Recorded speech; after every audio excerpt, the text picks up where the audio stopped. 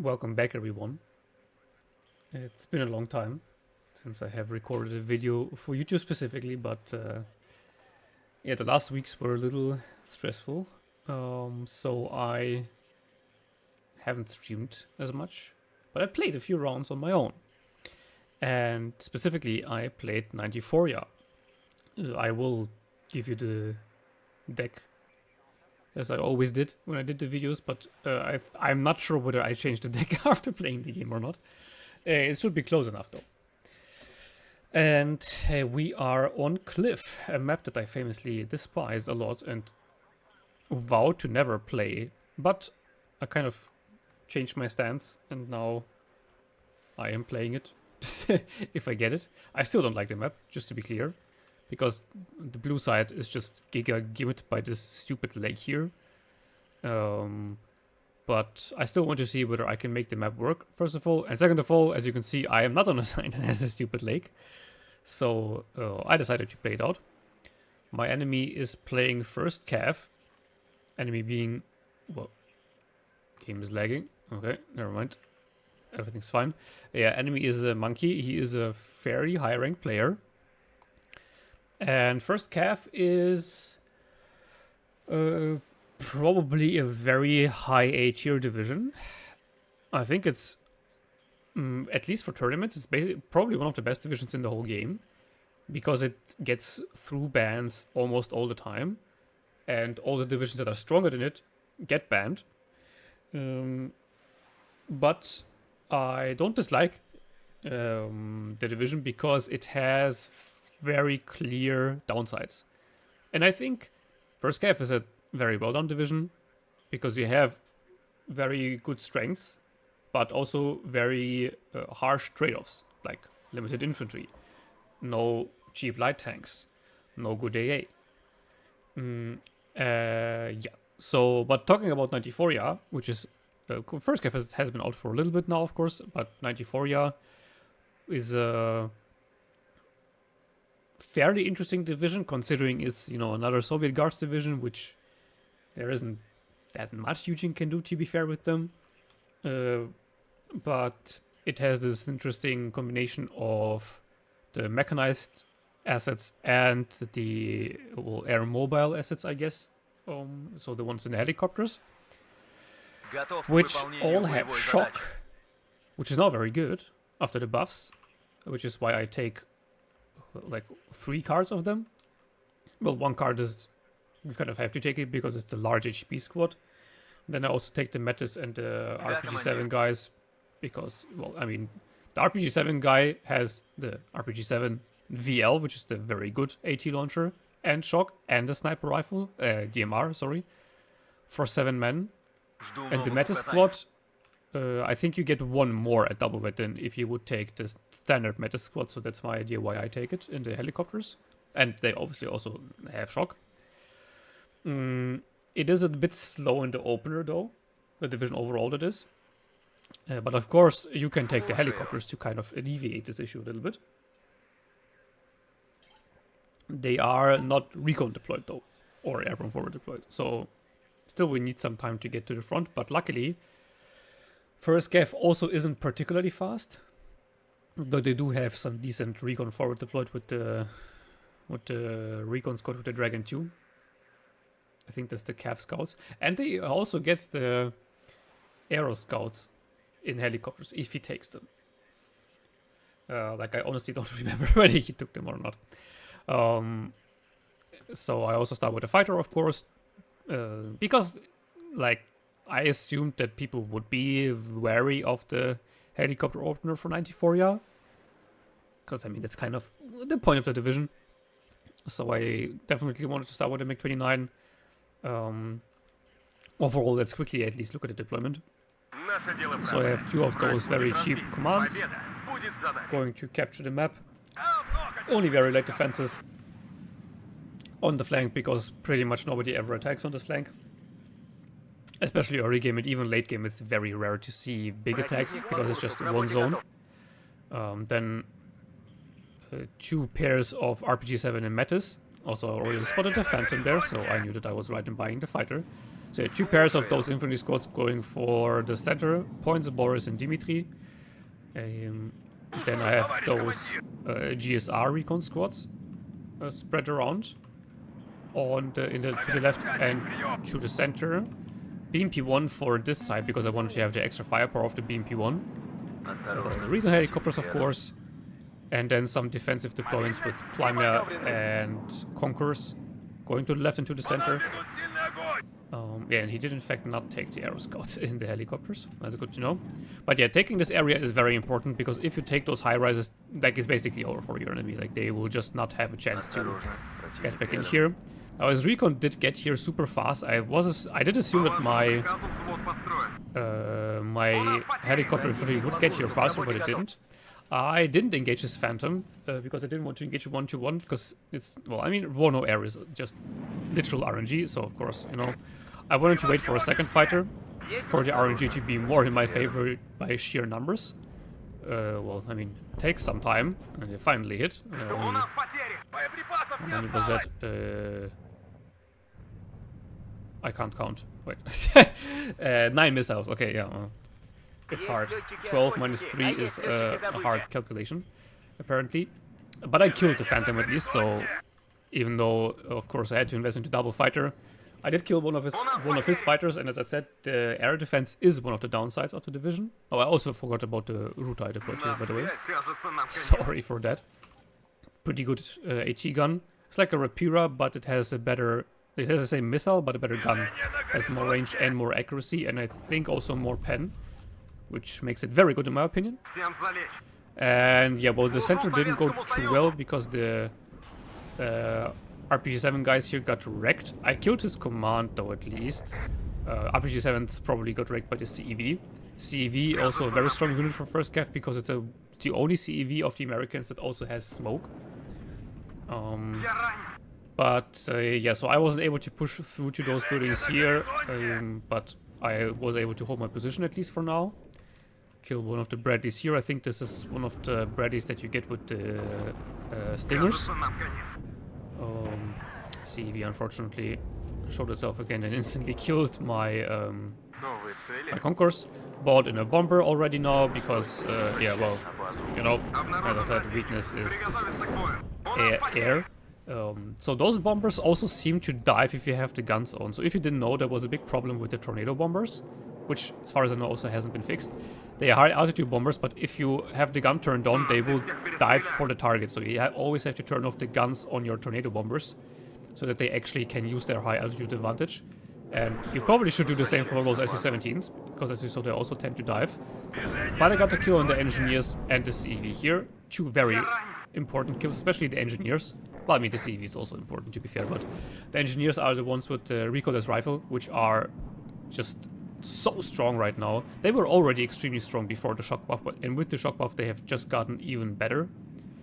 And as I said, I think that's a good thing. You have a very limited infantry tab, but you have a few very powerful units that you then have to micro and keep alive. I think that's how it should be done. Like, more or less. You know, not like 2nd Panzergrenadier, where you just have everything you'd ever want always in numbers. That's just dumb. And yeah, unfortunately he has more of them. As he takes them 0 vet, that means he has 8 of them, and I think that's the right choice to make. Because the damage output basically comes from the RCL, and the RCL doesn't like get that much better with Veteran C, you just want more of them. Going with another bomber, I think this one just missed completely. Yes, it was very unlucky and then got shot down. So you can see like 4 500 kilogram bombs literally did nothing. So that was a little stupid. And of course the Phantom does escape. How many missiles did I waste now? 3 and 4. I mean, it's only 4 missiles to be fair, but still, that's a little dumb. Especially considering my 30% ECM plane got instantly shot down. And didn't do no damage, so that's a little unlucky. I have noticed that with several high altitude bombers at the moment, so be advised. They do seem to have kind of scuffed drop patterns. Like sometimes it's fine, and sometimes you have, for example, the Tornado HE of the British that costs 275 points, fly in and just do like 2 HP damage to an infantry squad. It's super inconsistent, which is very unfortunate because, I mean, yeah, for example, the British Tornado costs 275 points. That's a fuck ton of points. I would like for it to, you know, at least be consistent in its drop pattern. Yeah, the center hasn't been going too well. You can see I lost my infantry there. The AGL is still alive, but I have 200 behind the building, so it's not doing a lot because he has a CEV and I think also an M1 there. I did bring in one tank, but of course I don't want it to drive in just on its own, because he does get those 84 squads, which are very dangerous to tanks. Not as good against infantry because they only have one machine gun and are only 6 men. But obviously the 84 just does just as much damage, no matter the squad size. On the left hand side he does have a foothold in here, but like he's not doing anything with it. And I also don't exactly have the troops to push him. So I kind of just accepted that I will just stay there and like keep the point, and that's fine by me. We're not taking right now. It's a little hard for me to say like who would be favored in the late game, because like I also have the T-64s. My tanks are worse than his technically, but I probably have more tanks than he has, and I definitely have more infantry than he has. And I have all my planes, so it's probably fairly like even late game wise. Having a foothold early on is definitely good, and yeah, you can see again dropping, like diving into the target, and here now the drop pattern was fine and I killed one of the engineers and damaged the other one. I did notice the AA firing at me, but I decided to go in for another drop because especially there were like 2 tanks on top of each other. I think the bombs were a little off target, but did still kill the CEV. Bomber does luckily survive. Then again, it's like 30% ECM. It should survive, definitely. My infantry is very damaged though. And the AGL here can't win against this infantry because he has the RCL here. The RCL is, as I said, very strong. So yeah, right now nobody's ticking. And while not good for me, it's also not bad. And it's kind of like, as long as I can trade and kill off his CEVs, for example, I'm actually fine with that. Because his CEVs are his way to victory. The CEVs are extremely strong and are basically the counterweight to you having bad infantry. So if I kill them off, it will be very hard for him to contest all of my infantry. But because it was basically a stalemate now, I decided to bring in the artillery, and I have the Gvozdikas, because I think those are very good, especially now. I think this was already after the patch where they buffed SPGs to have a shorter teardown time by 5 seconds compared to towed howitzers. Those Gvozdikas are just fantastic. But the center is not going too well. So while I did kill a squad here and the engineers had to disengage, the center is looking like worse and worse and worse because he's just getting more troops in. I did kill 2 CVs, but he still has the M1 Abrams, which is quite good against infantry still. Because of its 50 cal, the Humvee here, only 50 cal Humvee, interestingly enough. And now the Brad is coming in. The F-16, I think it wanted to bomb my artillery, but it already came in fairly late, and then he didn't even drop, so I just killed it with my MiG-29. It was quite weird. Honestly, do see double engineer stack here, so that's a very beautiful target for my Gvozdikas. Also pushed back the command to vet them up to double vet, and this makes them very juicy, like 14-second aim time. Just very, very good. Do kill a Bradley here again, but this I think is once again one of the AA Bradleys, quote unquote.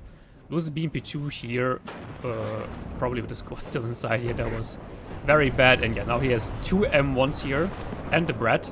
Very bad news, but I obviously also have a dedicated cluster plane, and the good thing is that he had those M1s in a perfect line behind each other. Bad thing is that he's a good player, so he did dodge them into different directions. Very well done by him. I did still kill one of the Abrams though, and that is kind of okay, especially because my plane wasn't hit, so it won't be out of the map for too long. I mean, it still has a decent reload time of like 3 minutes, but that's definitely more than okay considering the massive payload it has. And now the Brad is again an exceptionally strong unit. You can see it can straight up tank a shot from a T-64B frontally. Now, of course, it's not the best tank in the world, but it's still a decently strong main battle tank that leaves the Bradley at like 4 HP. Like, this is extremely survivable for an IFV. but you only get 2 cards of them. So, yeah, I think it's good. As I said, like, I just think first Cav is a well-made division. Strong units, but traders in the division design. But of course, I mean, I still have to deal with those units now. And those Bradleys will be very hard to deal with for me because my BMP2s, I didn't look at it, but most likely don't one-shot him. Or just one-shot him, but even then, if we both miss our first ATGMs, he can get off the second one instantly because he has a 2 salvo length, and I can't. So the BMP2 is still a little bit, well, or quite a bit worse than the Bradley. And my T-64s also take quite a beating from the TOW2. And I don't want to, like, frontally engage it against the Bradley, especially if there's an M1 there as well. Because then I'm kind of, I have the double whammy against me of Bradley and M1. Though I now have 2 tanks here, also one of the cheaper T-64As, which, well, it's obviously worse, but it's also only 160 points. And has a 10 RPM autoloader, which is very good. So I kind of have to, I mean, I know it sounds dumb, but like try to not get hit. And try to abuse the high rate of fire I have. But that kind of relies on RNG. If I get the first hit, then it's fine. If I don't, I kind of instantly have to disengage. I used the MTLB here to, I think, hunt down a stinger or something. I did also kill an Aero Scouts. Also very important because those guys are very strong with the shock buffs. So I did conquer this zone. I also killed this commandant here, which now gives me a +1. He is reinforcing it with new guys though, of course. And all the while I am trying to get back into the center, but those engineer M67 are really, really annoying. Trying to get the mechanized support into here, and also some more shock troops. The helicopter here got hit on its way in, but it survived because there was only 1 stinger that was able to fire on him. Coming in with the HE cluster bomber, unfortunately gets only 1 bomb off and then gets killed by the Phantom. Again, feel like very good RNG on his side with the missiles. I do get a kill in return though, so that's at least good, but like I have now lost both my HE cluster planes, which are very, very important for me. So even though like the plane trades are kind of equal, it's actually pretty bad for me because, yeah, I lost 2 extremely important strike planes. I now obviously have the cluster left, but if I want to deal with the infantry, the HE cluster is just, for obvious reasons, a lot better. E-class being unable to deal with the quick fix. Quite unfortunate. But of course, it does still have the 40% ECM, though this Eagler is double vet, so I mean, it could at least hit something.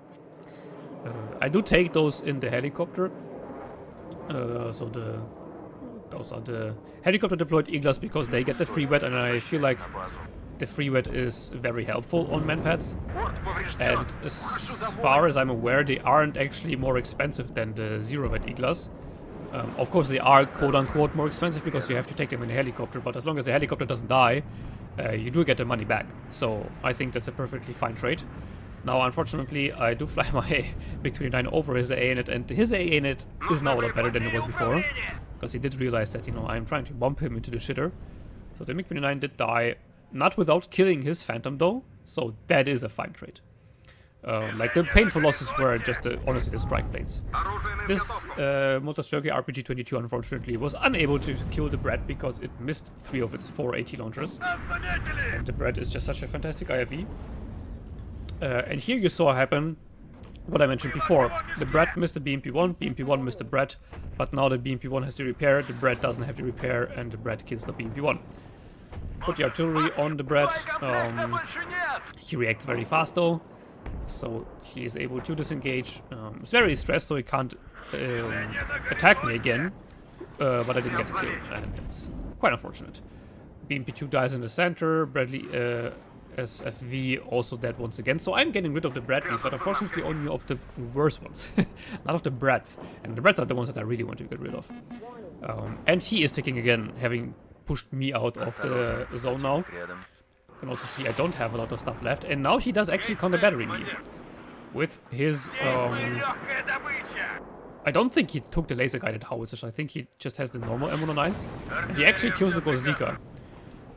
Because if you take them at vet 1, which he had, I'm pretty sure, you can catch the light artillery guns before they are able to back up. Because they have the 6 sub-link. So they're shooting for quite a long time. And yeah, he got one of my Gwozdikas, which is quite annoying. But also, it's not that much, that big of a loss. It cost only 150 points. Don't get me wrong, still bad to lose one of them. But it is definitely a loss that you can stomach. And as you can see, all the while, I have been building up quite a few troops in the center. Like, there's now 3 tanks here. Funnily enough, 3 different T-64s. AV, which has Era, but the worst gun. T-64A, which has a worse gun and worse armor, but is cheap. And then the T-64B, like the quote-unquote high-tech T-64. And obviously now a bunch of infantry with shock. And I was trying to get in through this angle of approach, so that I don't have to fight in the open here, where I can get wrecked by CEVs and stuff like that.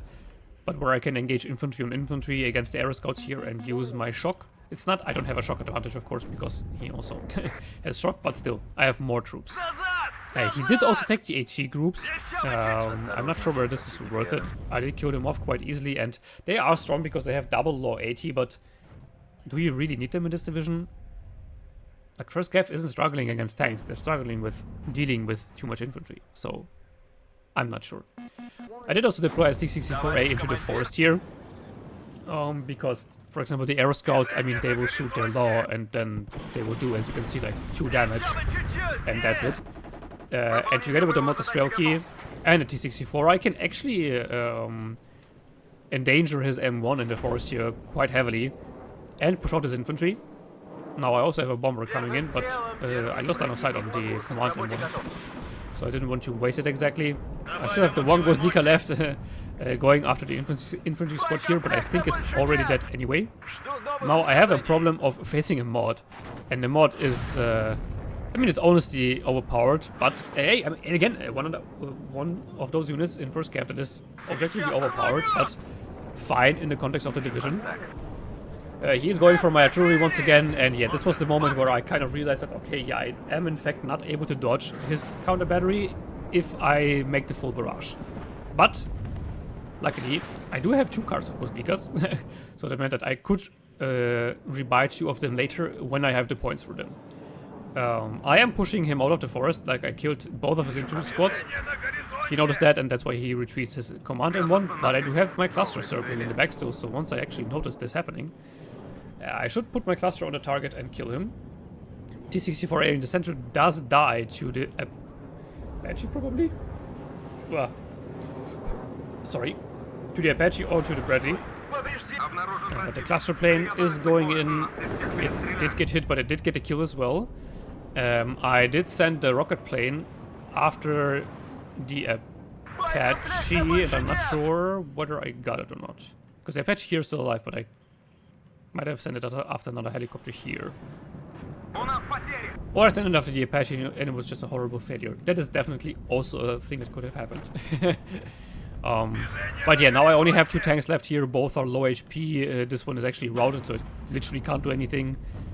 So yeah, the attack here is a little... was a little bit of a failure. And now that the routed T-64 actually gets killed by the Apache, CEV is killing my units because I don't have Conquerors up there yet. It's on its way, but it wasn't there when the CEV was driving over, so the CEV was able to get through. Now I put both of my fighters on the Apache because I thought that, I mean, I don't really need my fighters against his strike planes because he doesn't get a lot of strike planes. So even if I lose both of them, it's actually kind of fine. As long as I kill the Apache. And with 2 MiG-29s, the chance of the Apache dying were very high, and it did in fact die. Like, unluckily, this MiG-29 gets double tapped by Stingers, but oh well, it do be like that sometimes. Trading 1 MiG-29 for 1 Apache is honestly okay though, because he only gets 2 Apaches, and I get 4 MiG-29s.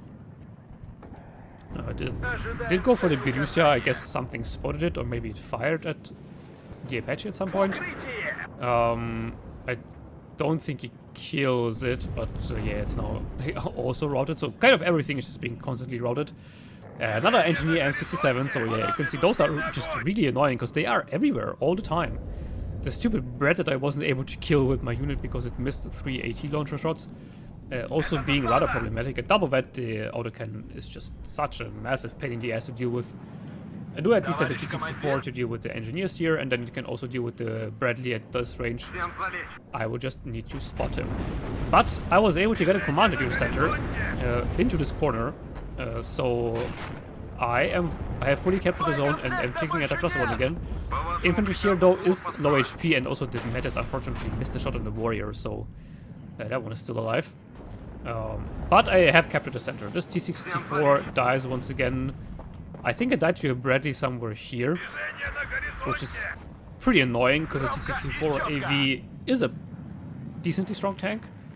It's like a better T-72 because it also has the inferior range, but a better autoloader, and it also has 16 armor and arrow, so that's quite okay. Brett is going over the open here, but I think the router will deal with it at some point, maybe, hopefully. And yeah, the one Brett did die here to the T-64. Problem is that my recon here is quite low HP and I don't want to lose it, so I have to wait until it's repaired and then I can move up again. Router does hit the Bradley, but once again you can see it does survive at 2 HP. Like, those Brads are really a pain in the ass to deal with. And now I have bought in my second pair of Gvozdikas going for the M1 mod. You can also see that at range their spread is actually quite high. And I'm 99% sure that this is with corrected shot range. Yeah, it is definitely with corrected shot range. Because this is not, it's not showing enemy corrected shot, it's just showing my corrected shot. I mean, yeah, look at this. Like, it completely whiffed. Of course, I mean, the logic is that you have to get them closer to the front line, but then they're also more susceptible to counter battery. This time I moved them after, like, they fired 3 shots, because, as I said, I did realize that if you do the full barrage, you, like, just cannot escape the counter battery, so cutting it short is the way to go. Does obviously mean that I didn't do anything to this tank here, basically, but I would still rather keep my Gvozdikas alive. Now the recon here has been repaired. The annoying thing here is that the quick fix does prevent me from getting my GSR online, which is extremely annoying. Do spot a Bradley here though, so once I get my units into position to actually fight it, I will be able to kill it quite quickly with the T-64. For the time being, definitely want to retreat the recon though, because as I said, I really want to keep it alive. Now the second Apache is coming in. T-64 AV here fighting the M1. And this is actually a pretty good fight for me, because the M1 also has only 16 front armor, and at that range, the X range of his gun doesn't matter because it's short range, duh. And I have just a very good autoloader, so I was able to outfight him. To be fair, I also had the second T-64 up, but anyway, at this range, T-64s are just very good. As I said, it's just basically a better T-72. Bradley here has died to the T-64, killing the engineer M67. Enemy did start to try a probing attack on this side, but I did have my recon here and the BRDM2. So I was aware of it quite early. I did kill something with this plane on this side, I think a Bradley or something. So yeah, his attack is kind of already failing. There's another Bradley here, which is going to be a little problematic, but I mean, this Aero Scouts is dead. And the infantry he's moving up here will also die. I also have another Mortar Zetka coming in with a Recon BMP-1, so yeah. His attack here is basically already dead. Another engineer M67 has been killed. And at this point I've been whittling down his key units quite a lot. Killed several CEVs, some Brads as well, a lot of engineer M67s. One of the Apaches is also dead. I don't think I've killed an M1 mod, to be fair. But as long as I kill like the units around him, that's also fine. Because if he doesn't have support, he can't use his tanks on his own. On this map at least. Because like there's a lot of town area here. There's more open areas here, but as you can see, like, there's like only one zone there. So he really just needs his infantry to survive, and so as long as I kill him, I'm good to go. By 2 rocket planes to kill the Apache, they were actually almost able to kill the supply with their air-to-ground rockets. Kept it alive with like half an HP, but most importantly, kill the Apache, and now both of his Apaches are dead, and like I'm perfectly happy with that. Phantom is flying around, didn't kill him. I also don't have any ground base AA still, because I just kind of didn't need it, except for the Stingers, not Stingers, sorry, Eagles. And I was just constantly having to buy ground units to keep control of the map. Do quickly kill the supply just to have it gone. Because I don't want to give him the opportunity to repair up his key units. I do now also have a shit ton of units in the center, but he still has very good fire support with the Bradleys and the CEV. So this unit is actually taking quite a lot of damage trying to move through, and the BMP2 did die to the Brad. But maybe this BMP2 will be able to kill something. It kills a CEV actually through a side shot, very important. But on all the while, my command on the right hand side has been killed. It was probably a little bit too far forward, I'm not sure. But either way, it is dead, so now he has captured this zone completely again, which stops my tick. But once I recapture the center, I will be on a +1 again. Overall, Cliff, like, not the fastest ticking map. I think all the zones are +1s. Yeah, literally all the zones are +1. So, yeah, very slow map, which is also why you don't want to fall behind too early. Too early, because getting the points back is actually quite hard. This BRM1 is in a completely useless position. I probably just forgot about it. It happens to the best of us. Rotor here sniped a supply. It was probably empty already, but it's still nice to deny your enemy the resale value. And it will be able to engage the E-test. It's in a little suboptimal position with the line of sight, but should still be fine to maybe kill the E-test. Okay, 65% accuracy, and it just misses. Okay, that's always fun. And it misses again. 65% accuracy, by the way. I saw some AA firing there, so I put my Grozdikas on it, and I killed an Avenger and a Stinger. Although I only killed the Avengers here because I actually spotted it. And then a Stinger on the left-hand side, because I did start a probing attack on the left-hand side.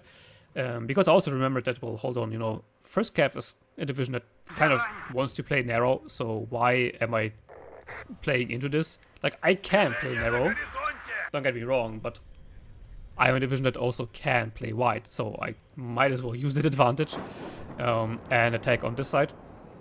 I was able to get into the sector, so another Bradley. Somebody's being hit by O2s. Go in with the cluster plane. It dies, but it maybe dropped its bombs. It not broke its bombs. Okay, that's dumb. Oh well, I guess it happens to the best of us, as I said. This pilot wasn't one of the best. Did it sacrifice another rocket plane to finally kill the goddamn quick fix, because that was being really annoying. But look, would you look at that, there's a second quick fix already here. Again, denying my exceptional recon. And this is really just not cool, because I do need my recon. Now he has 3 tanks here and 2 Bradleys. So my tanks are in a world of trouble. I did lose one of them already, and I don't think I've killed any tank or IFV yet here. This Conquerors might get something, or it doesn't, who knows. Oh, this Conquerors here in the back though gets a mod, so I at least got a kill back, but I did lose 2 T-64s. And I mean, I do have more tanks than he has, but if I lose all my tanks on the front line, that's still very bad, because that gives him an opportunity to push through. Now the last cluster plane comes in, it instantly gets double tapped by Stingers, but it kills a tank and a Bradley. Yeah, the Bradley is correct. So, unlucky RNG, but getting 2 kills is like kind of okay. It's not perfect, but it's kind of okay. There's only 10 minutes left, and I've been ticking for quite a while, so I am ahead now. And yeah, him losing so many heavy assets, he decided to surrender. I was also decently out-trading him, not by too much, but yeah, he just lost a lot of key units, I think. Like key units outside of his M1 mods. And that's exactly what I said. The M1 mods on their own, on this map specifically, They just can't win you the game. And yeah, GG to our enemy. Rank 74, I think he was a little higher when I played him, but like that's neither here nor there. But definitely a competent player, 75% percent victory ratio, over 1,000 multiplayer games. How many do I actually have? Around 1,000. Yeah, and my rank obviously pretty bad, because I have been performing very badly in ranked this season. Because I kind of, you know, it was a combination of didn't care and sucked ass, and was too busy in real life, which is not really a good mixture to perform well in ranked. But oh well, still Division 1, just saying. Barely, but I am still in Division 1. So yeah, the metas, they kind of did their job. The one on the right hand side did perform better than the one in the center. Obviously the metas just gets hard countered by the CEV, just like the Conquerors does as well. Though the Conquerors is a little bit of a different interaction between the two, because obviously the CEV one-shots the Conquerors, but the Conquerors also outranges the CEV, while the metas doesn't get one-shot, but also doesn't outrange the CEV. Yeah, I mean, anyway, the CEV is just extremely strong. MiG-29 did perform well. This HE cluster did its job, but did also get shot down ultimately quite quickly. This cluster did perform very well. And the other, I mean, as I said, the other HE cluster literally didn't do anything and instantly died. And then the second cluster plane, I mean, got 2 tanks killed, but still. The air spam didn't do too much. I also didn't do it too well, but I also feel like I was a little unlucky on the RNG. But like, it did its job. The artillery also here, I mean, didn't do too much because it was kind of batteried, but it did its job. It killed 2 of the M67's engineers, 2 cav troopers. That's okay. The T-64, I mean, this one didn't perform too well, definitely. Other than that, this T-64, that's fine. Like, killing a Brat is always a very good kill. And I mean, the Brat is also very expensive, so actually that is a very valuable kill. And then also killing off the infantry. Other than that, again, not performing too well. This is, I mean, it killed the Brat, so again, that's fine. This one probably actually replayed itself because it killed the Brat and the Recon Bradley. But yeah, overall, I don't think any unit on its own performed especially well, but it was just a combination of all of those T-64s, decently high HP infantry squads, and the TGMs everywhere. This Concourse sideshotting the M1 mod, for example, was very, very key. And killing a Bradley and the Warrior, of course, also helps. And there was, I think, another. I did the router here, got the Brad, but I thought, yeah, exactly, the BMP2, for example, also killing the CEV with a side shot. So, yeah, overall, let's see, I think I killed 1 M1 mod for the whole game. Like, those are just normal M1s. I want to see just specifically the M1 mods. None here, none here. There's 1 M1 mod here. Boom, boom, boom, boom, boom. And as long as I didn't miss anything. Yeah, I literally only killed 1 M1 mod. A few M1s, of course, but still. As I said, just killing all the supporting assets. It's kind of similar to playing against the 119th, I guess. Just as 119th is like a more extreme example of that, of course, because they don't have Bradleys. Or any good IFVs to speak of. But in general, try to kill the supporting assets. You obviously also always kill the tanks if you can, but it's not that easy a lot of the time. And yeah, well, I mean, this Stinger was just, this is just absurd. It's like, what the fuck is this?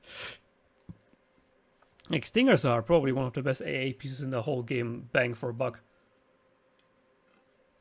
Because of their decently high range and high accuracy and like not too high of a price.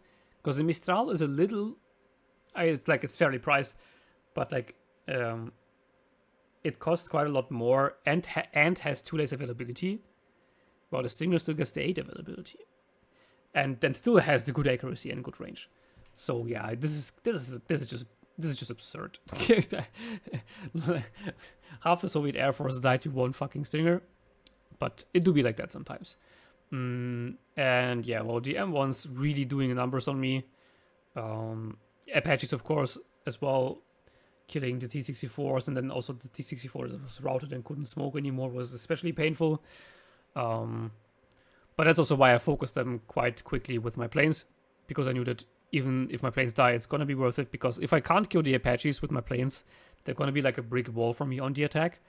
His artillery did counter battery on my Ghost but outside of that, it really didn't do that much. And while my artillery also didn't do as much, my artillery is like 100 points cheaper than his. And yeah, he didn't even bring them at that one. I thought he did. And it is indeed not a laser-guided one. Not a laser-guided howitzers. Because the laser-guided ones have, I think, 5,000 meters less range now than the normal M109. So there's actually an argument for bringing the normal M109. Yeah, well, obviously the M1 mod here then performing well, but dying rather quickly. And so 94, yeah. I did play a few games with it. That was just the most interesting one. I heard some people think it's like a most broken division at the moment. I don't really see that, especially with Öster being so insanely overpowered. I'd argue it definitely isn't the strongest division at the moment, but it is definitely a very strong division. As to whether it's S tier, some people claim, even low S tier, I don't think so. It's like somewhere in like high to mid A tier, I think. Because you still have the trade-off of having your good troops in the helicopters, which makes them more expensive to buy initially. And your T-64s are good, but the tank tab overall is quite expensive. Your planes, again, good, but very expensive. And I don't think you get seed, but I might be wrong on that. So yeah, I think it's a decently balanced, very strong division. But overall, I think the DLC is pretty good. Some divisions a little overperforming. Artillery patch was a little all over the place, but it's in a fine position right now. Curious to hear what you guys maybe think about it. Also, what you guys think about 94. Yeah, maybe you have a little more experience with it. Because I have only played a few games with it. Yeah, let's not ramble on for too long. I haven't done it in some time, so, have to limit myself on my yapping. If you want more yapping, definitely tune into the stream. If you don't want yapping, then definitely don't, because there's going to be a lot of it in the stream. Also off-topic rambling. But it's a fun place to be, at least for me, and for the people watching as well. So, see you over there. And until then, have a beautiful day, and bye-bye.